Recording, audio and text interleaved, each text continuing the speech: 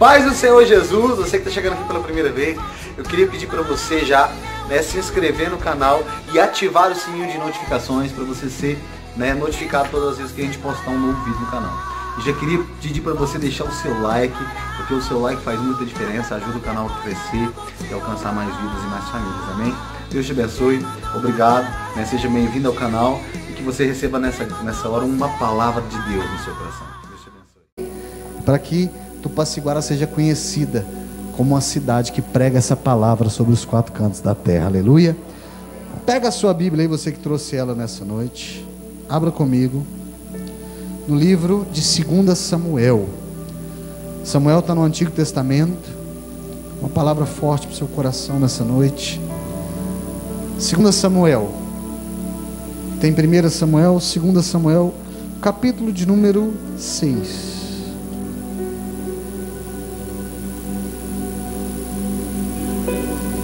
Versículo de número 3, em nome de Jesus. 2 Samuel, capítulo de número 6, versículo de número 3.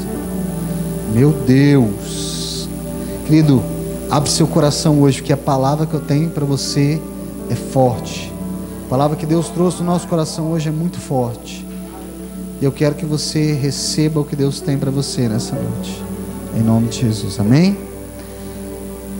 Assentado mesmo, tá frio, né?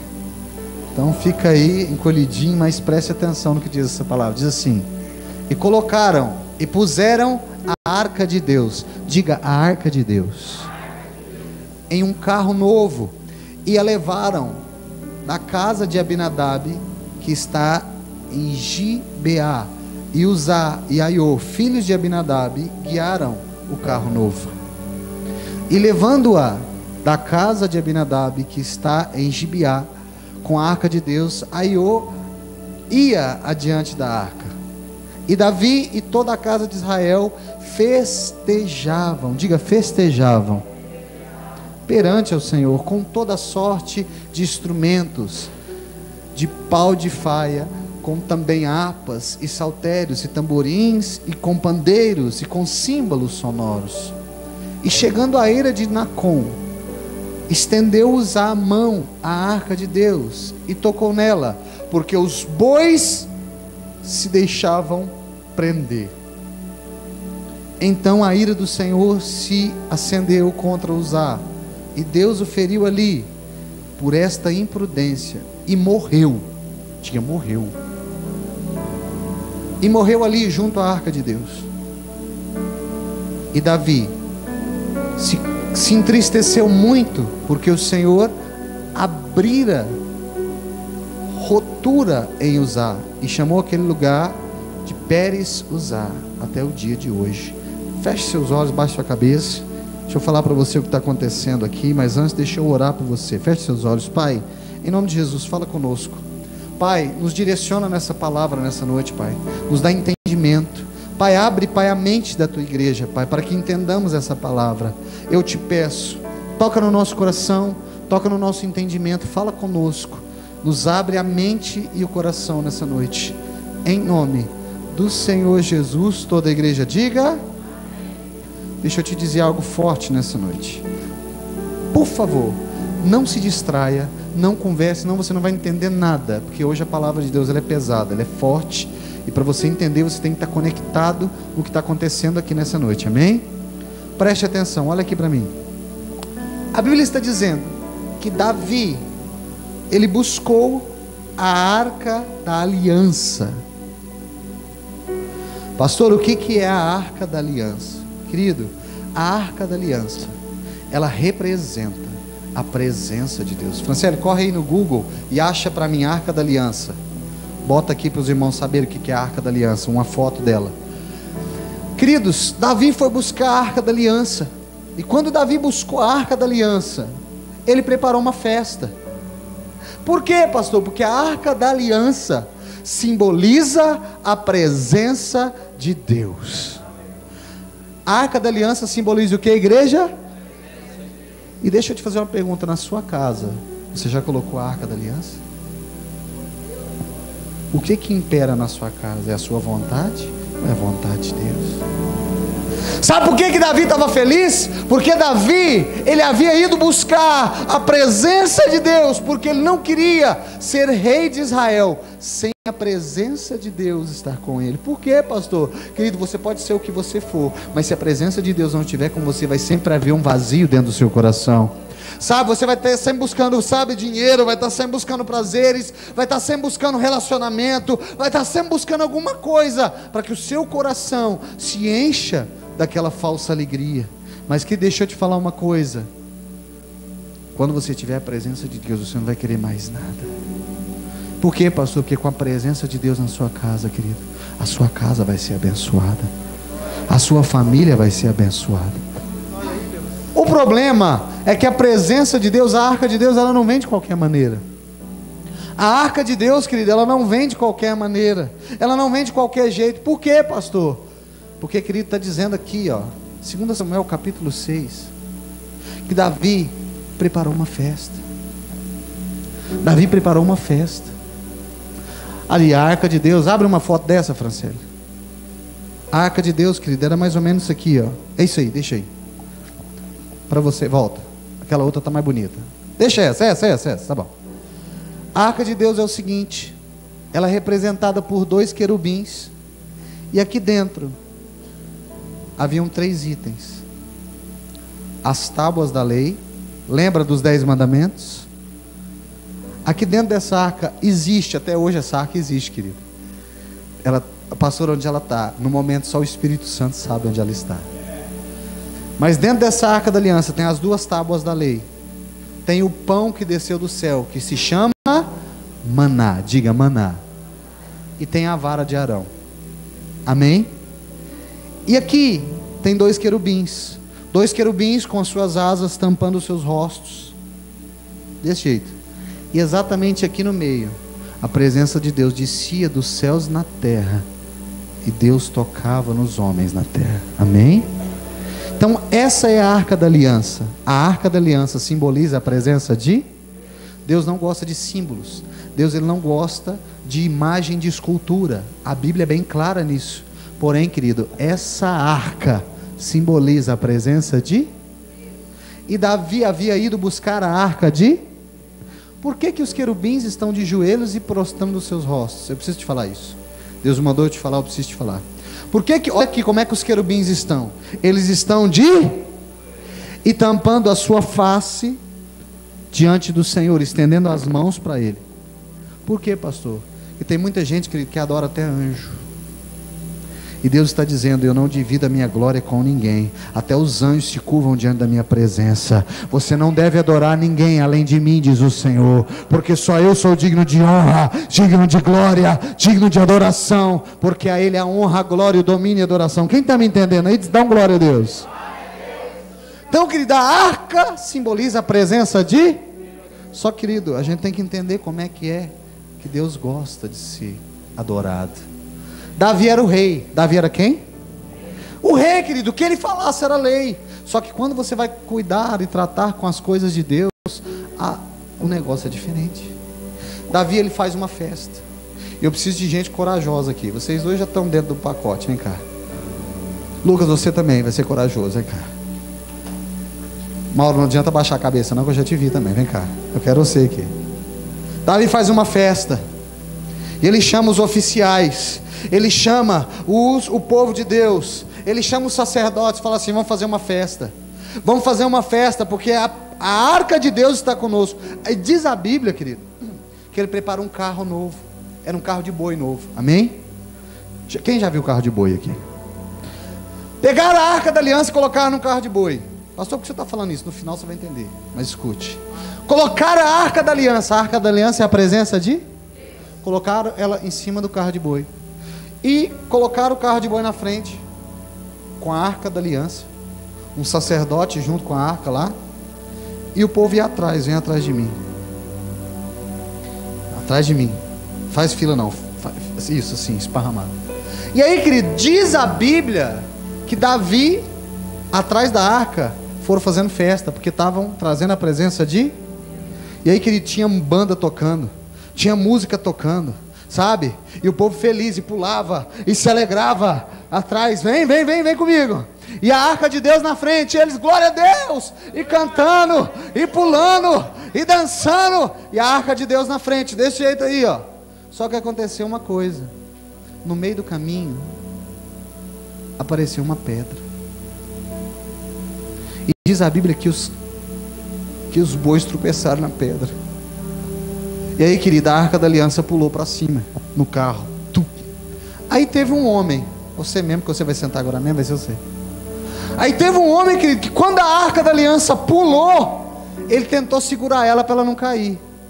Faz de conta que a arca pulou agora, está no ar, tenta pegar nela. Quando ele levou a mão nela, diz a Bíblia que a ira de Deus se acendeu contra ele. E do céu, eu imagino que foi mais ou menos assim, do céu saiu um raio, bateu no peito dele e matou ele na hora. Por quê, pastor? Porque se você quer tocar na presença de Deus, querido, de maneira errada, a presença de Deus não vai aceitar isso acontecer, querido.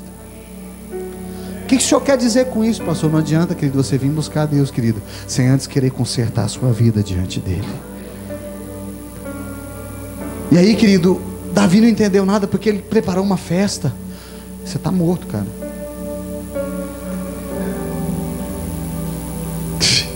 Davi preparou uma festa. E aí, querido, aquele povo que estava tudo dançando feliz, ficou assustado e ficou triste. Aquele povo ficou assustado e ficou triste. E aí, pastor, o que aconteceu? Vou te falar, querido. Sabe, Deus, ele não está querendo que a igreja faça uma festa. Deus está querendo, querido, que a igreja se coloque de joelhos e reconheça que Ele é o Senhor de toda a terra. Davi fez uma festa, querido, porque pensou que a festa era para o povo, querido. Não existe culto para o povo. Sabe, esses dias para trás, Deus me deu um puxão de orelha. Eu falei, Senhor, como é que eu vou falar isso para a igreja? Você vai falar porque eles têm que aprender. Não existe culto de mulheres. Não existe culto de jovens. Não existe culto de crianças. Como assim, pastor? Não, todo culto é para Ele, querido. Acontece que as mulheres é que vão fazer o culto hoje para o Senhor, amém? Os jovens vão apresentar um culto ao Senhor, mas não tem culto para você. Porque o culto que é feito aqui nessa casa é para glorificar o Senhor dos senhores e o Rei dos reis, para que o nome dele seja glorificado. Porque tem gente que vira e fala assim, pastor, não gostei do culto. Glória a Deus. Por quê? Porque o culto não é para te agradar, o culto é para agradar Ele, querido. E se Ele está sendo agradado, glória a Deus. Pastor, hoje não cantou o hino que eu gosto.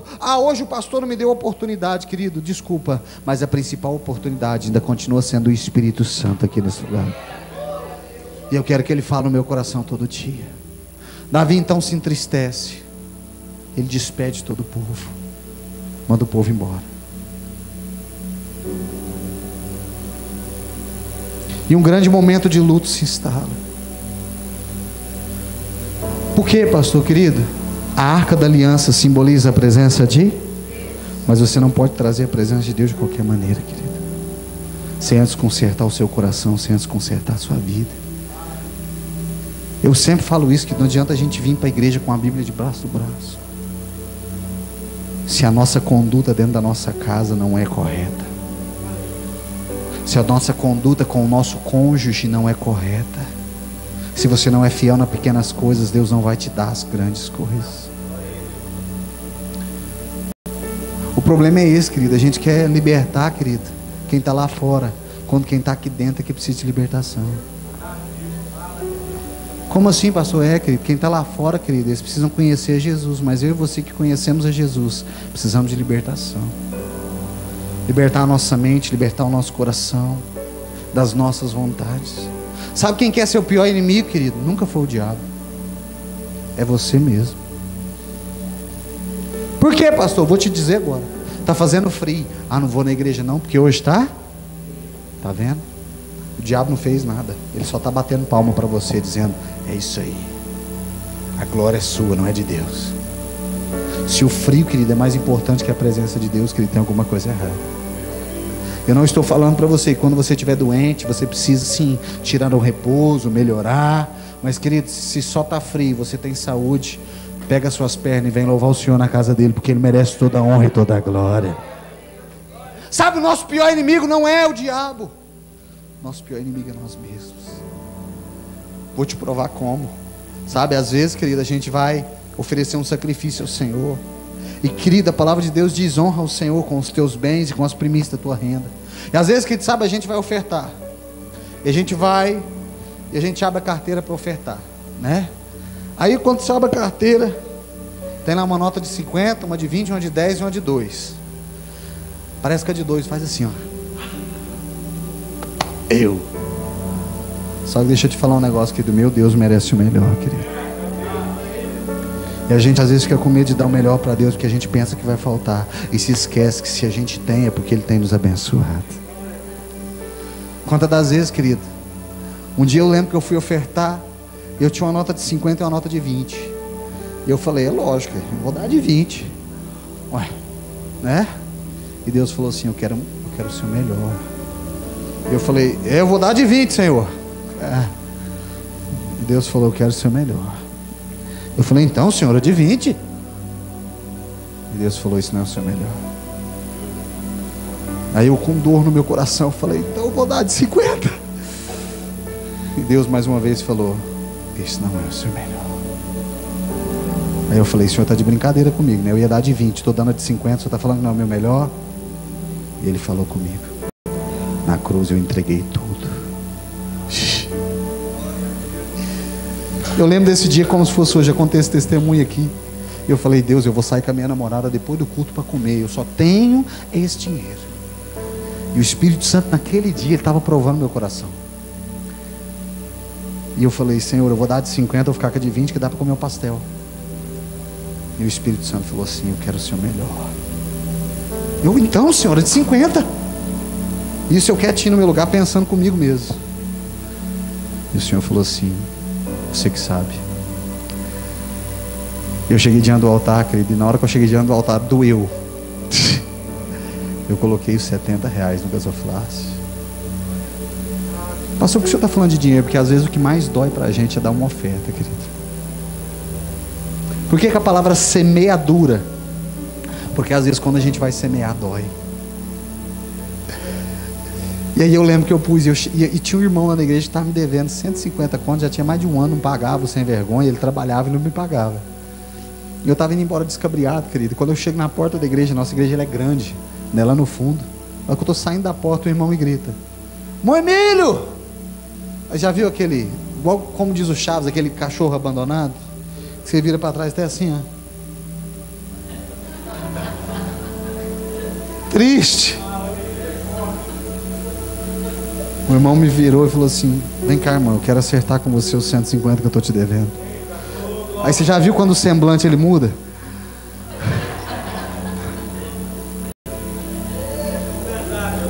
E na hora o Espírito Santo falou: sou fiel ou não sou fiel? Por quê, pastor? Porque, querido, quando Deus te fala, Ele quer fazer algo diferente na sua vida. Eu lembro da irmã Denise. Irmã Denise também tem um testemunho parecido com esse. Denise, foi só uma onça, não foi? Irmã Denise, era R$2 que você ia dar naquele dia?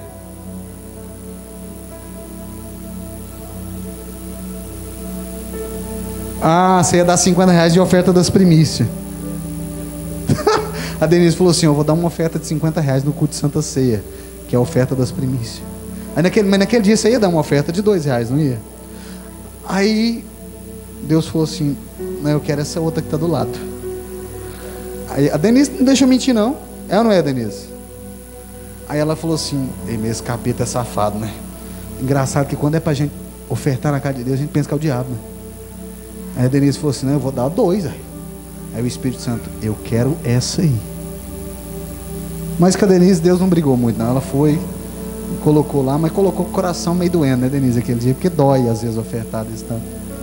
Eu acho, querido, eu tenho orgulho de ofertar, mas tem dia que... é porque naquele dia você precisava daquele dinheiro às vezes.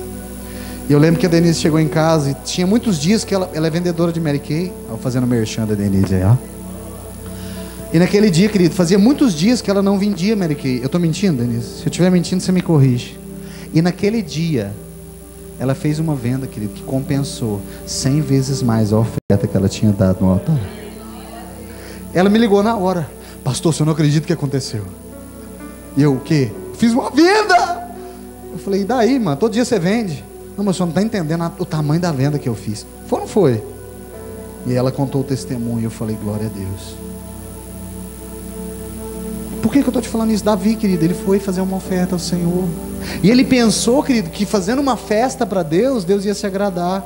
Deus disse, eu não me agrado de festas feitas para homens, porque a minha festa é sacrifício na minha presença. Por que eu estou te falando isso hoje? Porque, querido, muitas das vezes a gente acha ruim quando está passando pela luta, mas deixa eu te dizer uma coisa: quando você estiver passando por uma luta, levanta a sua mão e fala, glória a Deus, Senhor, eu te agradeço. Por quê? Porque Deus só dá luta aos seus melhores soldados. E depois da luta, querido, vem a vitória em nome de Jesus. E aí, pastor, o que aconteceu, querido Davi? Ele então voltou para casa, despediu todo mundo, e ele ficou, querido, pensando o que tinha acontecido. Ele se humilhou, chorou, buscou a presença de Deus. E aí Deus falou assim, busca os profetas, busca o homem de Deus. E ele foi nos levitas, nos homens de Deus daquele tempo. E quando ele chegou nos levitas naquele tempo, quem está comigo aqui diz amém. Os levitas falaram, o senhor fez errado, Davi. Primeiro, a presença de Deus. A arca da aliança simboliza a presença de Deus. Não se carrega em carros. A presença de Deus se carrega nos ombros. A arca da aliança, querido, você viu como é que ela era? Você não salvou a foto não, né? Então salva aí. Na hora que eu falo a arca da aliança, você já tinha que pôr ela assim, ó, tchan. A arca da aliança, querido, ela tinha dois paus, um de cada lado, amém? Para quê? Para que dois homens, um de cada lado, pegasse a arca da aliança e levasse ela. Então os levitas falam, Davi, fica aqui, a presença de Deus não se carrega jogando ela em estrutura, não joga ela na igreja, porque a presença de Deus, quem carrega ela sou eu e você. Levante a sua mão e diga, a presença de Deus sou eu quem carrego.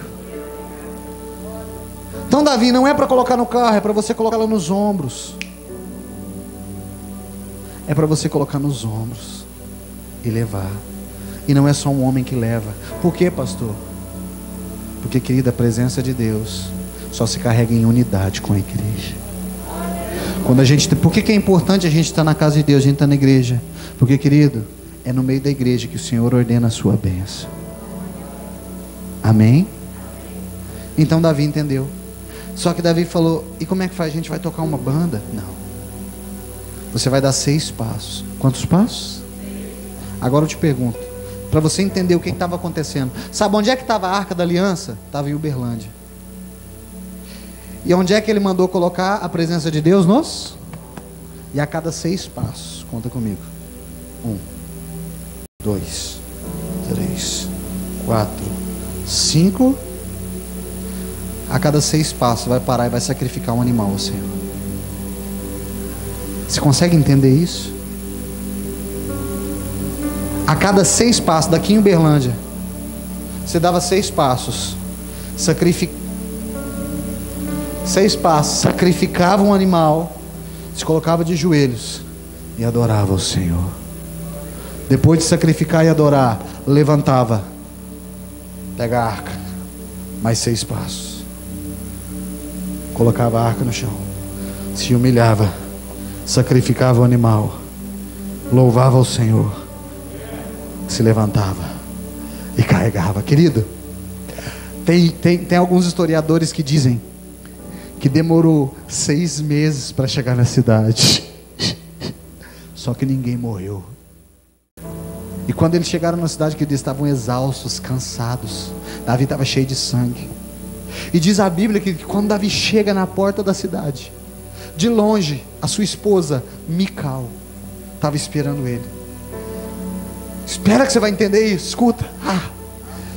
Davi estava chegando com a presença de Deus, que você não chega. Por isso que, deixa eu te falar uma coisa, não queira, as coisas de Deus não são mágicas. Quem falou para você que você vai vir na igreja hoje, sua vida vai mudar amanhã, mentiu para você. Porque para você carregar a presença de Deus, primeiro Deus vai testar, para saber se você é capaz de suportar a glória dele sobre os seus ombros. Aí, querido, Davi chega na entrada da cidade, depois de alguns meses, carregando a presença de Deus, sacrificando. Queridos, tem noção, a cada 6 passos matava um animal. Você tem noção do tamanho desse sacrifício? Por quê, pastor? Porque a presença de Deus tinha saído no meio do povo, e para trazê-la de volta havia um preço a ser pago. Quantas das vezes eu e você, querido, queremos a presença de Deus, mas não queremos pagar o preço por ela? Ah, eu quero a presença de Deus! E o preço? E eu não estou falando em finanças, eu não estou falando de financeiro, que às vezes tem alguma coisa na sua vida que precisa ser consertada, e Deus me mandou para te dizer hoje: conserta a tua vida, que eu quero entrar de novo na tua casa.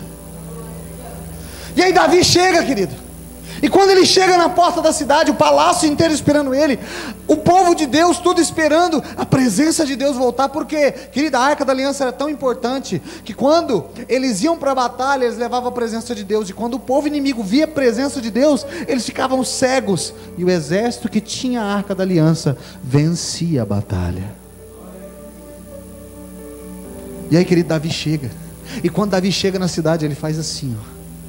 Quando Davi chega na cidade, ele faz isso aqui, ó.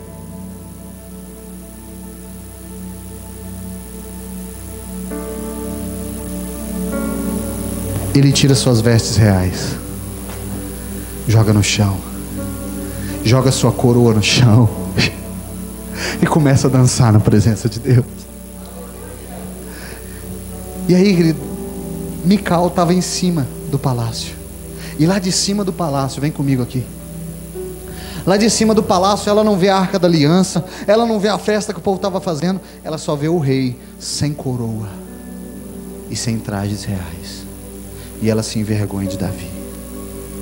Ela desce correndo do palácio, chega até Davi e fala assim: você não tem vergonha? Você está parecendo um qualquer sem seus trajes reais. Só que ela se esqueceu o seguinte: na presença de Deus não tem nenhuma glória maior do que a deles. Naquele momento a minha Bíblia diz que Mical ficou estéril. Por quê, pastor? Porque não reconheceu a glória de Deus. E todas as vezes que eu e você viemos na igreja, na casa de Deus, e esquecemos de dar glória para o Senhor, misericórdia, Senhor. Eu posso falar isso mesmo, igreja? Posso falar, diz amém. Depois que eu falar, você vai saber da verdade. E depois de saber da verdade, você vai ser culpado. Posso falar, diz amém. Todas as vezes que você não reconhece a glória de Deus, uma área da sua vida para de produzir fruto. Porque quando Mical viu Davi sem os seus trajes reais, ela sentiu vergonha do rei. Porque, segundo a tradição, um rei nunca tirava sua coroa diante do povo. Porque isso quer dizer que o rei deixou de ser rei. Mas por que, pastor? Porque na presença de Deus, querido, só existe um rei. Na presença de Deus só tem um que é digno de glória, só tem um que é digno de honra, de louvor e de adoração. E Deus está buscando uma igreja, um povo. Sabe, querido, deixa eu te falar uma coisa. Por mais bonito que seja o vaso, a glória não é do vaso, a glória pertence ao que está dentro do vaso. Vaso não tem reputação, querido. Às vezes, sabe, infelizmente eu conheço pessoas que são assim. Eu conheço pessoas que são assim. Tem pessoa que te vê na rua, não dá a paz do Senhor, porque é vergonhoso dar a paz do Senhor. Não, querido. A minha reputação, pastor. Querido, vaso não tem reputação, porque a glória está dentro dele, não está fora. Vaso não tem reputação, querido. Vaso serve para servir o rei. E se você não serve, querido, para servir o rei, você não serve para mais nada. Davi se dispôs das suas vestes, porque na primeira vez que ele tentou buscar a presença de Deus, querido, ele preparou uma festa. E nesses dias o Senhor falou para mim: você quer uma igreja sarada, uma igreja abençoada? Não é tempo de fazer festa para o povo, é tempo de se humilhar na minha presença, para que a minha glória desça sobre Tupaciguara, para que a minha presença desça sobre as famílias, sobre as casas, e eu comece a liberar o meu poder, e vícios cairão por terra. Sabe, querido, não é tempo mais de festa, é tempo de chorar na presença de Deus. É tempo de se ajoelhar aos pés do Senhor e falar: Senhor, eu reconheço que a glória é tua, eu reconheço que a glória é tua, que a honra é tua, que o poder é teu. Querido, Davi era rei. Sabe, eu vou terminar, eu sei que está pesada a palavra hoje, mas Davi era rei, querido. O maior cargo que tinha dentro de Israel era de Davi. Ele era rei. E mesmo sendo rei de toda Israel, escute isso, mesmo sendo rei de toda Israel, ele não fez questão de se lançar aos pés do Senhor, se desfazer da sua glória, se desfazer da sua honra, se desfazer dos seus trajes reais, porque ele sabia, querido, que não existe glória sem a presença de Deus. Não existe governo sem que a presença de Deus esteja conosco. Não há lugar, querido, melhor de se estar do que na presença do Senhor, porque é ali que Ele ordena a sua bênção. Quantas e quantas vezes nós somos teimosos, quantas e quantas das vezes nós somos, sabe, teimosos e queremos sair da presença de Deus. Não, pastor, eu preciso curtir minha vida. Sabe, pastor, eu preciso fazer o que eu gosto. Querido, deixa eu te falar uma coisa. Se você está buscando felicidade em outras coisas, é porque você não entendeu que a felicidade está no Senhor e na força do seu poder. Aquele que serve a Deus de nada tem falta. Aquele que serve a Deus, que ele não sente falta de nada. Sabe, que ele não discute com aquilo que é sagrado, ele não discute com aquilo que é santo. Ele não discute com aquilo que pertence ao Senhor. Se pertence ao Senhor, eu vou devolver para Ele, porque a glória é dele, a honra é dele, o poder é dele. Sabe, e é por isso que, querido, eu vou, por causa dessas mensagens que a gente está gravando, a gente está indo pregar em quase todo o Brasil, querido, quase todo lugar. Eu tenho uma agenda daqui até dezembro, se eu quiser. Querido, eu chego em algumas igrejas, misericórdia, misericórdia. Sabe, querido, o louvor começa a cantar. E jovens, porque as pessoas mais idosas a gente entende. Quem é mais velho, às vezes a gente entende. Às vezes a minha mãe mesmo, que está com um probleminha na perna, ela está custando a levantar. Mas os jovens, sabe, começa a cantar um louvor. Misericórdia, querido. Eles não estão nem aí para nada. Esses dias para trás eu estive numa igreja aí, querido, e começou a louvar. Eu fui lá para frente do altar e me ajoelhei no pé do altar. Tinha uns irmãos que estavam comigo, eles sabem. Depois o pastor pegou o microfone e falou assim: muitos pastores vêm pregar aqui, mas poucos pastores largam tudo e vêm se ajoelhar diante do altar aqui. Porque normalmente, a maioria dos pastores que eu conheço, que eles entram por trás, só pegam no microfone na hora de pregar. Parece uma celebridade, querido. Eu não sou melhor do que você. E se você não me vê adorando, você não vai adorar o Senhor. E quando eu peguei o microfone, eu falei: olha, pastor, sabe, se a igreja não nos vê adorando, eles não vão aprender a adorar. Então você que é pai, você que é mãe, por favor, querido. Pastor, mas é minha reputação. Vaso não tem reputação. Vaso só serve para carregar, e o que está dentro dele é mais importante do que o que ele é por fora. Tem gente que não levanta a mão de vergonha. Querido, na hora do louvor, querido, se entrega, levanta as suas mãos e fala: Senhor, eu me rendo. Por que levantar as mãos, pastor? Todo mundo me pergunta isso, parece que você não sabe. Querido, quando um assaltante, eu falo isso direto. Vem cá, Clédis. Vamos supor que eu sou um assaltante.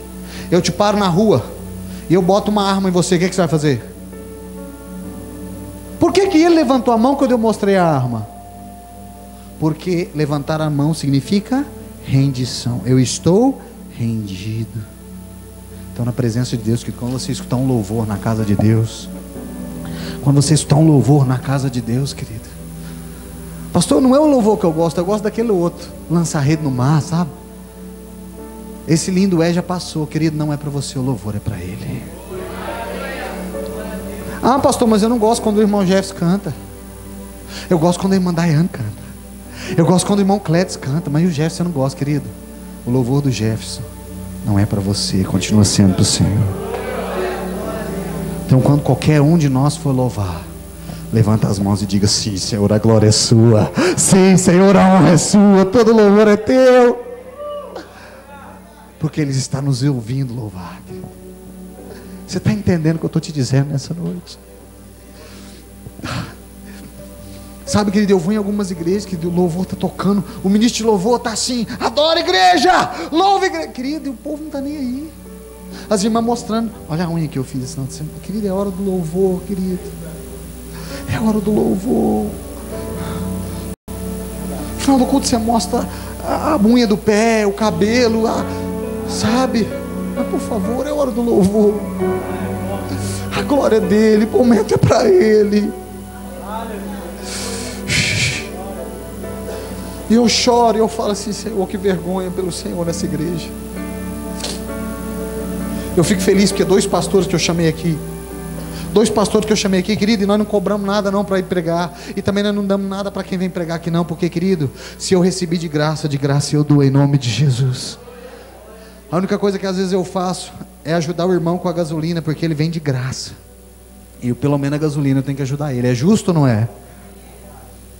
E 2 irmãos já vieram aqui na igreja e falaram assim: pastor, que igreja abençoada, pastor, a gente prega, eles dão glória a Deus. E eu falei para ele: não era para dar não? E ele fala: pastor, mas as igrejas do Brasil hoje não dão mais glória a Deus. Pastor, na hora do louvor da sua igreja levanta os braços e adora. Como é que o senhor faz isso? E eu falei: eu sou o primeiro a adorar na frente da minha igreja. Eu não fico atrás do povo, que eu fico na frente. E quando eles me veem de braços levantados, eles não têm vergonha de imitar o pastor deles. Querido, os 2 abaixou a cabeça com vergonha e falou assim: o senhor tem razão, nós precisamos ser os que mais oram na igreja, os que mais adoram na igreja, e os que mais acreditam na nossa igreja. E eu acredito em você, querida. Eu acredito que você tem muito que melhorar. Eu acredito que ninguém é perfeito.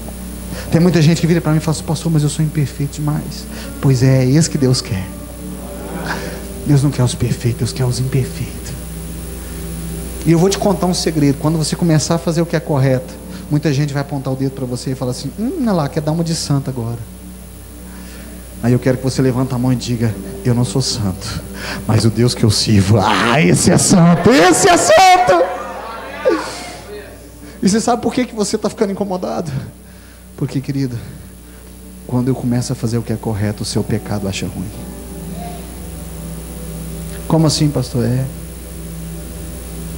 Quando você começa a fazer o que é certo, querido. Sabe, às vezes na sua empresa, alguém chega atrasado 10 minutos e você anota o ponto. E a pessoa fala: não, ninguém vai ficar sabendo não. Põe que eu cheguei no horário certo. E se você falar assim: não, certo é certo, ele vai virar para você e falar assim: ah, é ser enjoado. Isso não é ser enjoado, isso é ser justo diante de Deus. O meu patrão me colocou aqui para fazer o que é certo, não para agradar você, querido. Querido, deixa eu te contar uma coisa. Eu vou acabar aqui agora falando sobre isso, sobre levar a sério as coisas de Deus. Uma vez teve um negócio no Fantástico. Os donos das empresas iam trabalhar com seus funcionários para saber como é que estava a empresa. Quem viu essa matéria? E um dia o dono da Estemac, aqui de Tumbiara tem uma Estemac, eu trabalhei lá 6 meses. Quando eu tinha empresa, nós trabalhamos numa igreja, uma empresa imensa, querido, gigantesca, Estemac. E um dia o patrão botou uma peruca, sujou os dentes, com os dentes amarelos, e foi trabalhar. E ele passou em cada setor, só que teve uma mulher que ela tocou o coração de Deus, tocou o coração do patrão diferente, porque ela foi ensinar ele a fazer o serviço.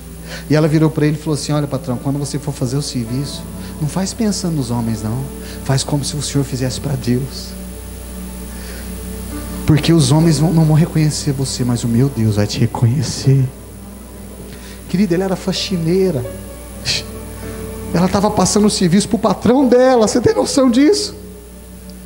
E naquele momento a câmera mostra, ele vai para o canto e começa a chorar. E ele fala: esse é o menor cargo da empresa. E ela trata o menor cargo da empresa como se fosse dela essa empresa. E o patrão vai conversar com ela. Ela fala: o meu sonho é terminar minha casa, sabe, por isso que eu dou valor no meu emprego. Eu dou valor. E ele falou assim: mas é o menor emprego. E ela: mas foi o que Deus preparou para mim. E ela começa a chorar, porque Porque a empresa é dele, querido. Ele ganha milhões e ela ganha um salário mínimo por mês. Por que eu estou te contando isso, querido? Não interessa onde você está, faça o que é correto, porque o Deus de toda a terra está te assistindo, querido.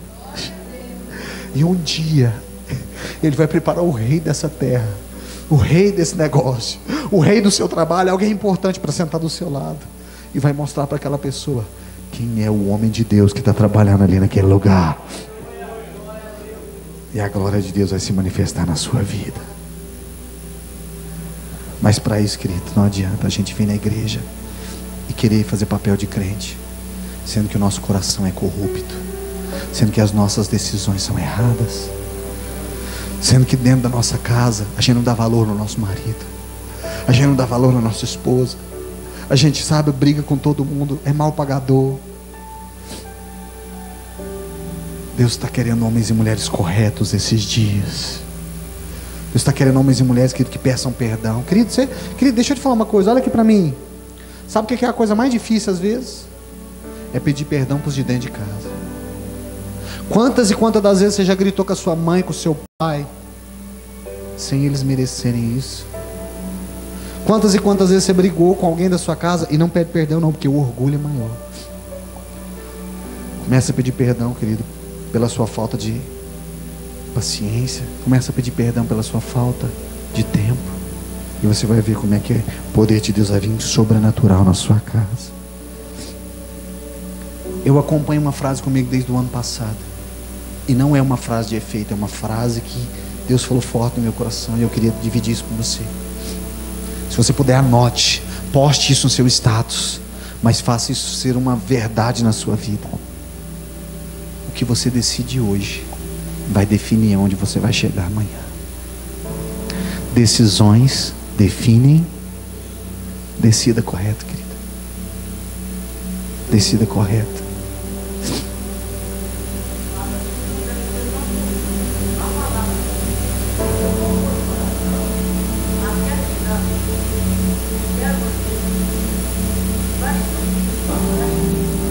Não, dona Geni, mas Deus vai abençoar. A senhora vai ver, sua casa vai ser uma bênção em nome de Jesus. Não, mas vai dar certo. Eu já vou orar por vocês agora em nome de Jesus.